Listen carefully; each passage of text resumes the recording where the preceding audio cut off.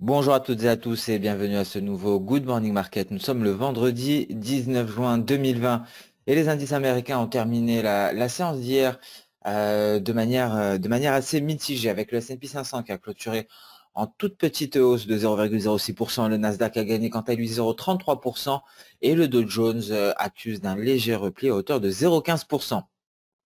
Alors on peut constater également des hausses dans la région Asie-Pacifique, notamment avec le Nikkei japonais qui se négocie à 0,4%.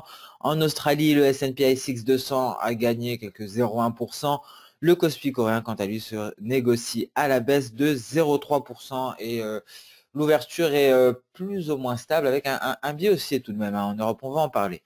On s'intéresse dès à présent au nombre de cas de coronavirus, un nombre de cas confirmés qui s'élève à 8,583 millions, 456 000 personnes en sont décédées, 4,532 millions en sont guéris. Et d'ailleurs, nous venons de prendre connaissance d'un rapport du Conseil scientifique qui propose son plan de reconfinement en France. Alors en effet, on craint réellement une seconde vague, c'est une réelle éventualité. Et le Conseil scientifique, cette fois-ci, a pour rôle de vraiment anticiper les choses en vue de proposer des plans au gouvernement. Alors on ne s'attend pas, on ne parie pas sur une seconde vague, mais il faut être prêt à toutes les éventualités. Bien entendu, les Français refuseront un second confinement. Donc il s'agit d'agir de manière beaucoup plus ciblée afin de confiner les personnes à risque.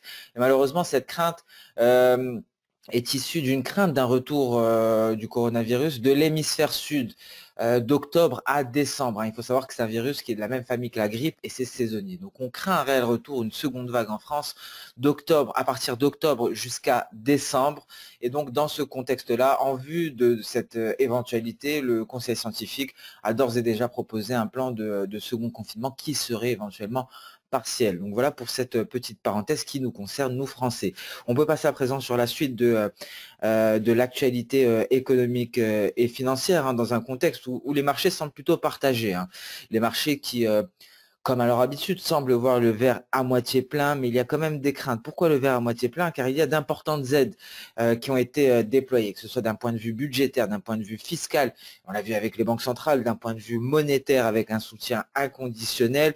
Il y a pas mal de progrès également en quête d'un vaccin et les opérateurs essaient de se focaliser là-dessus. Mais les craintes d'une seconde vague viennent vraiment tempérer les éventuelles hausses qui tentent de s'amorcer sur les indices. Donc des opérateurs qui sont réellement partagés. Et aujourd'hui d'ailleurs pourrait être une séance très importante. Il faut savoir que les 27 se réunissent concernant le plan de relance européen. Et donc cela pourrait peut-être raviver l'appétit pour le risque, si et seulement si les dirigeants parvenaient à un accord, ce qui est loin d'être sûr. Angela Merkel l'a fait savoir. On va en parler en parlant du calendrier économique. Tout d'abord, on continue sur l'actualité économique et financière. On va parler d'ailleurs des relations sino-américaines. Il faut savoir que Donald Trump a déclaré qu'il était prêt à couper les liens complètement avec la Chine, donc une rupture qui pourrait donc s'amorcer, une réelle rupture entre les États-Unis et la Chine, selon Donald Trump. Et d'ailleurs, les responsables américains ont déclaré que la Chine n'était pas disposée à participer aux discussions de cette semaine avec Pompeo, mais la Chine s'est clairement engagée tout de même à suivre la première phase de l'accord commercial. Et donc au Canada, le ministre des Finances a déclaré que l'économie canadienne se portait mal, mais que cependant des hausses d'impôts n'étaient pas envisagées pour le moment. Et nous avons pris connaissance d'ailleurs des données préliminaires sur les ventes au détail en Australie qui ont fait état d'une hausse à hauteur de 16,3% en mensuel pour le mois de mai. Et donc visiblement la demande s'est clairement manifestée sur les plats emportés et sur tout ce qui est textile et chaussures. Alors on revient en Asie-Pacifique avec le Japon, Tokyo qui a levé toutes les restrictions concernant le coronavirus pour les entreprises. Alors voilà pour le point économique et financier. On va s'intéresser à présent au calendrier économique. Un calendrier économique, une fois n'est pas coutume, pour un vendredi qui est quelque peu dégarni. Au niveau des chiffres, ce qu'on attend principalement, ça sera l'après-midi, 14h30, les ventes au détail. Bon, on aura le compte courant ici à 10h, mais donc on aura principalement au Canada les ventes au détail pour le mois d'avril et pour le marché pétrolier, pardon, nous aurons le nombre de plateformes de forage à partir de 19 heures. Donc un calendrier économique des publications, très peu de publications aujourd'hui. Donc on va peut-être se focaliser sur le Conseil européen qui se réunit aujourd'hui, donc les 27 concernant le plan de relance de l'Union européenne. Mais attention, car les responsables allemands ont déjà laissé entendre que la réunion se concentrerait essentiellement sur la préparation de la suite des discussions, plutôt que sur la recherche d'un accord. Donc Angela Merkel a même déclaré qu'elle s'attendait à ce qu'une décision sur le fonds de relance soit prise en juillet. Donc ça pourrait être un événement, attention tout de même à toute surprise. On aura également des discours de banquiers centraux de la Réserve fédérale américaine à 18 heures et nous aurons également, il me semble, à 19 heures Jérôme Powell, donc ce n'est pas inscrit ici. Ah voilà, donc Jérôme Powell à 19 heures également. Donc voilà concernant les discours, voilà concernant les chiffres et la réunion des 27 qui pourrait être un événement et qui ne pourrait pas l'être ainsi Angela Merkel, si ce que a affirmé Angela Merkel venait à se confirmer. Donc à présent, nous pouvons passer sur la plateforme X Station 5. Nous allons débuter par les indices boursiers. Nous allons débuter par le DAX. Le DAX qui poursuit en range ici, au-dessus de sa Tenkan. Le range est clairement évident. Nous l'avions mise en évidence en données intraday en H1. Nous n'en sommes pas sortis hier. Nous avons notre nuage en soutien. Nous avons également notre Kijun qui devient actuellement le support. Donc ici, le signal d'entrée nous sera donné. Alors je vais simplement jeter un coup d'œil au H4. Je vous l'avoue que je ne l'ai pas fait. Voilà. Donc nous sommes sur le point de sortir du nuage également en H4. Donc c'est important de le noter. Nous avons ici notre lagging span qui s'attaque à la Kijun. Donc on peut s'attendre peut-être à un repli par la suite lors de la prochaine bougie, donc peut-être pas une sortie dans l'immédiat. En tout cas, c'est ce que nous dit le H4. Sur le H1 ici, nous allons la guetter. Cette sortie, ce sera le signal d'achat pour aller chercher les 12 524 points ici en vue de finaliser, souvenez-vous, cette vague ABCD. Je retire Ishimoku pour plus de clarté sur cette vague.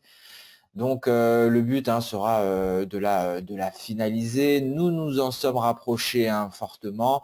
On pourrait peut-être aller marquer notre point D ici sur V. Donc dans l'attente d'une sortie du range par le haut. Par la suite, on pourra déterminer de nouveaux objectifs haussiers des indices tout de même qui ne parviennent pas à décoller. Les prochains objectifs pourraient nous être donnés par ces fameux paliers de Kijun, à ne pas oublier. Ce sont de réels supports et résistances et donc de réels comme ce sera donc ces paliers-là seront vos meilleurs amis pour la gestion de position en vue de placer vos take profit, en vue de placer également vos stop loss. Donc ce seront éventuellement les prochains niveaux à aller chercher. Nous avons également un autre palier, il ne faut pas oublier ces paliers de SSB également qui comptent énormément et celui-ci correspond aux 12 700 points. Donc voilà pour les éventuels obstacles en vue d'aller, avant d'aller marquer éventuellement, avant d'aller chercher les récents sommets du 8 juin 2020 aux alentours des 12 930 points. Donc voilà pour le DAX. Nous allons passer très rapidement sur le CAC 40. La situation est pratiquement la même. Nous sommes à proximité de notre nuage. Nous évoluons actuellement en range. Nous allons tenter de nous affranchir de la Kijun afin de s'en servir en tant que support pour peut-être aller rallier notre point V en vue de finaliser cette vague en N pour aller marquer notre point D à 5000, aux alentours des 5120. Nous allons passer à présent outre-Atlantique aux États-Unis avec des indices en données journalières également sans grande tendance depuis notamment cette impulsion haussière. Nous sommes en train d'osciller aux alentours de la Tenkan sur le Dow Jones en données journalières. En données intraday, nous tentons d'intégrer le nuage en vue d'en sortir ici. Donc bien entendu, la sortie du nuage serait un signal haussier. Nous avons toujours la possibilité de finaliser cette vague, la vague ABC que nous avions marquée ici. Cette vague a un objectif qui est plutôt éloigné, les 27 844. Alors le signal nous sera donné bien entendu à partir du moment où on arrive à franchir ici le récent sommet B, mais il y aura plusieurs signaux intermédiaires qui permettront de trader avant le signal officiel, si je puis dire. Tout d'abord, la sortie du nuage pourrait constituer une belle opportunité. On va tout de même faire attention à notre lagging span qui présente encore des obstacles. Ici, notre Kijun et bien entendu, le signal sera renforcé si cette lagging span parvient à sortir du nuage par la suite. Et donc, un objectif ici déjà à 26 500 à aller chercher, un franchissement de celui-ci nous permettrait d'envisager ici un retour aux alentours des 26 600 pour aller chercher les récents sommets. Donc, encore une fois, une hausse, si elle a lieu, à accompagner progressivement avec différents objectifs, avec différents paliers, car effectivement, nous ne sommes pas à l'abri d'un éventuel retournement en cours de séance. Donc voilà pour le Dow Jones. Le S&P 500 lui a tenté déjà sa sortie de nuage par le haut, invalidé, aucune sortie pour le moment. Notre lagging span ne parvient pas à sortir du nuage.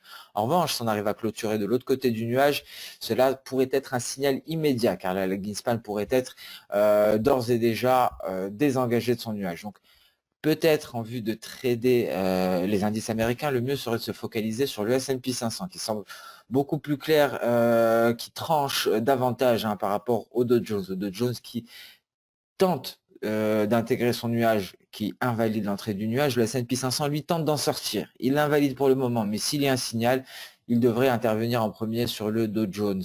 Le Nasdaq, lui, est déjà à l'extérieur de son nuage. Pour lui, pardon, tout l'enjeu sera de s'affranchir ici de cette oblique haussière. C'est à ce niveau-là qu'on parviendra à avoir un éventuel signal. Cette oblique haussière qui attire les cours ne parviennent plus à s'en éloigner. Et ici, le but sera d'aller finaliser enfin cette vague. Une vague ici qui a un objectif à 10 230 points. Alors pour cela, il faudra s'affranchir de cette oblique haussière. Les perspectives restent neutres tant que nous sommes et en dessous de l'oblique et au-dessus du nuage. Les perspectives pourrait redevenir baissière en cas de franchissement du nuage. C'est une éventualité à garder à l'esprit. On le voit, le nuage est extrêmement fin ici. On peut même, je vais décaler mon graphique, on peut même constater un twist à ce niveau-là, une faiblesse de nuage qui pourrait faciliter la traversée de celui-ci. Pour l'heure, le tout étant donné que nous venons de tester ici cette oblique, le tout sera de s'en affranchir. Ce qui est important de noter, c'est que chaque indice américain est en train de tester son seuil de signal. Plus ou moins. Le signal sur le Dow Jones nous sera donné par le franchissement du nuage. On est en train de tenter de le faire. Sur le S&P 500, on teste la SSB, c'est vraiment le niveau de signal. Et sur le Nasdaq, on est en train de tester l'oblique haussière. Donc, dès le début de séance européenne, les futurs américains qui sont plus ou moins neutres avec un biais clairement haussier. Donc, on garde à l'esprit ici ces objectifs en vue de finaliser les vagues que nous avions tracées précédemment, des vagues qui n'ont pas réussi à atteindre leur objectif car nous avons plus ou moins consolidé après cela. Donc voilà pour les indices, nous allons passer à présent sur le marché des matières premières. Nous allons débuter par le gold, le gold qui ne parvient pas à sortir finalement de ce drapeau. Il semblerait que c'est un drapeau. Pour le moment, nous avons parlé des différents scénarios. Nous avons parlé nous avons bien étudié ce raisonnement. Souvenez-vous, l'or consolide dans des drapeaux, très souvent des drapeaux qui font passer les cours de l'or du haut du nuage vers le bas, et c'est à ce moment-là qu'on en sort pour donner un signal d'achat, et il s'ensuit un rallye de plus de 150 $, des fois même 300 $. Donc ici c'était 220, ici on a eu un très beau rallye de 170 points. Donc c'est une éventualité, peut-être une sortie à la fin de l'été, au début de l'automne. Pour l'heure, nous sommes en train de tester la borne supérieure, et nous sommes pris en étau entre un palier de Kijun et la borne supérieure de ce drapeau. C'est vraiment ici les deux zones à aller chercher. D'ailleurs, le support, ce palier de Kijun qui est renforcé à 1718 par la Tenkan. Alors, on va essayer de zoomer là-dessus, on va essayer de décanter tout cela en passant sur du H4. Alors ici, nous avions déterminé deux bornes supérieures car nous sommes beaucoup plus précis sur du H4, hein. Par exemple, une mèche en journalier peut correspondre à plusieurs bougies en H4, d'où la différence ici, hein, par rapport à au cours dans l'enceinte du drapeau. Nous avons par exemple une mèche ici. Cette mèche correspond à plusieurs bougies en H4. Voilà pourquoi la figure est quelque peu différente. Alors ici, on est en train de s'attaquer réellement à la bande supérieure. Nous avons un très gros support qui est composé de pratiquement tous les éléments Ishimoku. Un cluster, il n'y a pas plus fort, hein, en tant que cluster. Il y a absolument tout ici. Il y a la Tenkan, la Kijun et le nuage. Donc pour l'heure, des perspectives clairement haussières. Alors attention, on pourrait vraiment en sortir par le haut. Nous sommes vendredi, prudence sur le gold. En tout cas, nous allons le garder également sous surveillance. Ça fait partie des actifs qui retiendra notre attention très certainement aujourd'hui. Et avec on n'en parle pas beaucoup, hein, mais le silver qui est corrélé positivement donne très souvent des espérances de gain beaucoup plus intéressantes que le gold. Donc on le gardera sous surveillance également, d'autant plus qu'il est en train de sortir de son nuage H1. Donc signal d'achat Ishimoku avec une lagging span qui n'a plus d'obstacle. En plus de cela, nous sommes en train d'effectuer le pullback pour les traders Ishimoku. Ceux qui utilisent ces signaux-là pour trader, vous le savez, c'est à ces moments-là, lorsqu'il y a un signal, lorsqu'il y a pullback pardon, après signal, qu'on entre en position. Donc visiblement, l'argent qui est en train de donner, un très beau point d'entrée avec un très beau support ici, les 17,45. En tout cas, les résistances sont là. Elles sont assez visibles. En cas de franchissement de cette dernière, les 17,548, ce serait pour aller chercher les 17,765.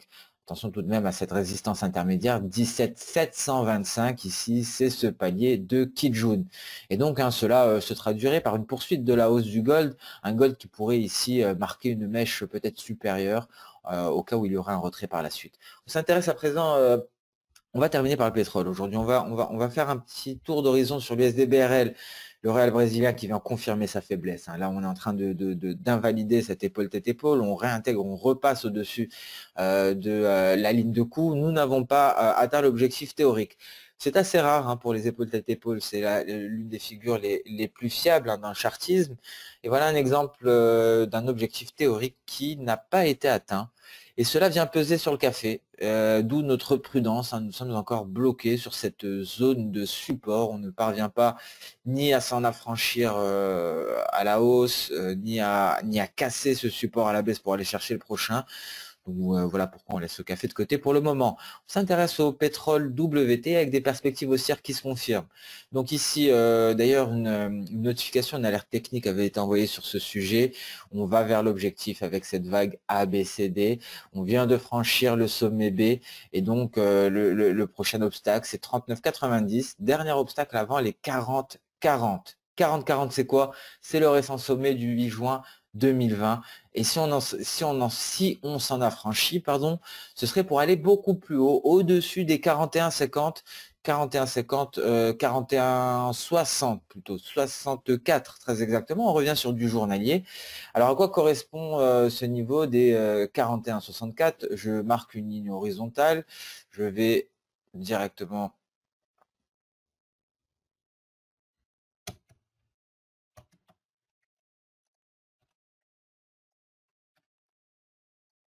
41,64, c'est le cours de clôture juste avant notre gap baissier et c'est un niveau qui nous est donné par les projections de Soda. Alors ça se confirme, hein, notre nuage avait bien soutenu finalement. Nous surveillons le pétrole depuis quelques séances maintenant dans l'attente de cette impulsion haussière. Pour ceux qui ne sont pas entrés, qui n'ont pas eu la chance d'entrer, la possibilité sera donnée en cas de franchissement des 39,90. Pour ceux qui doutent, hein, de ces perspectives haussières sur le pétrole, ce que je comprends tout à fait, mais tout de même, il faut savoir que les estimations ont changé en début de semaine. Un article avait été envoyé également à ce propos, ce qui a renforcé les perspectives haussières, mais sur le court terme. Et c'est vraiment du court terme pour le coup. Et si on atteint cet objectif-là, si vous n'êtes pas entré, c'est un excellent point de vente. Très difficile d'aller plus haut, car effectivement, si on va plus haut, ce serait pour aller se rapprocher des 46. Ce serait pour aller chercher le prochain support ici. Ce serait pour aller chercher clairement ce palier d'SSB, 46,20. Donc difficile d'y aller, hein, pour le moment, notamment après une telle hausse, si on arrive à rallier les 41,60. Donc pour ceux qui ne souhaitent pas acheter du pétrole, car ce sont simplement des perspectives haussières de très court terme, ceux qui sont plus à la vente sur cette matière première-là, un point de vente serait donné si jamais on vient tester ce niveau, donc la ligne de force E qui permettrait de clôturer cette vague en ABC. Attention tout de même à une résistance intermédiaire qui pourrait être le point de vente, les 41 $.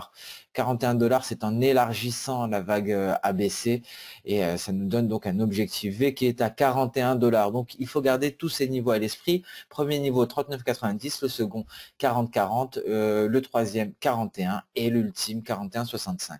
Voilà pour le pétrole, nous allons passer sans plus tarder sur le marché d'échange. Pardon. Et donc sur l'euro-dollar qui pourrait aller se replier en direction des indices aujourd'hui. Ça va dépendre de la réunion des 27. En tout cas, nous avons une belle structure en H1 que nous avons pu déceler très tôt, une épaule tête-épaule. Dans ce cas-là, l'objectif est à indice. Si on part à indice, ça correspond à la Kijun en journalier, ce qui a largement du sens d'un point de vue théorique. Pourquoi? Car ce que nous dit la théorie Ishimoku en cas de franchissement de la Tenkan, c'est un signal d'alerte qui nous indique que nous allons éventuellement aller tester la Kijun. Donc, tout simplement, on franchit un support, ça nous indique qu'on va aller chercher le prochain. Le prochain est un indice, et l'indice, ça correspond, je passe sur du H1, et l'indice, ça correspond à la zone de l'objectif théorique de cette éventuelle épaule tête-épaule. Comment j'ai eu cet objectif théorique? J'ai pris la hauteur de la tête, que je reporte à un éventuel point de breakout que j'avais placé il y a plusieurs jours, car partant de l'hypothèse que les 27 se réunissent aujourd'hui, un fort mouvement sur l'euro-dollar, toutes les paires en euros pourraient être extrêmement volatiles aujourd'hui. Bon, Angela Merkel est venue tempérer cela tout de même, mais tout reste possible. Donc cela plaçait un éventuel breakout aujourd'hui, vendredi, cette ellipse. Et donc à suivre pour le moment. En cas de franchissement de la ligne de cours, en tout cas, on pourra assister à une nouvelle phase de repli en direction des indices. Et donc à surveiller avec attention ici l'interaction avec notre ligne de coup. Et à noter toutes les résistances. Nous avons tout d'abord une très belle résistance ici, un beau palier de Kijun que nous retrouvons à 1,1223 environ. Et nous avons le mastodonte des résistances, notre nuage avec une sacrée épaisseur, avec une SSB en palier ici. Donc ce sera encore une résistance. Donc l'euro-dollar également qui risquerait d'être pris en étau et donc qui n'aurait d'autre choix que de se replier, à moins qu'il y ait un élément qui vienne le propulser à la hausse, ce qui lui permettrait de s'affranchir du nuage. Mais en tout cas, l'euro-dollar aussi pourrait être très intéressant aujourd'hui. On garde un œil averti dessus.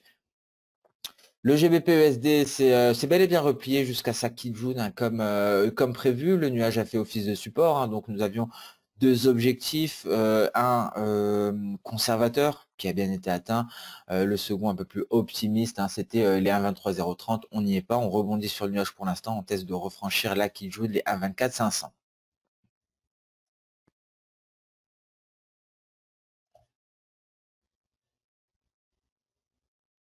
Ce Good Morning Market touche à sa fin, je vous remercie d'avoir suivi avec attention aujourd'hui.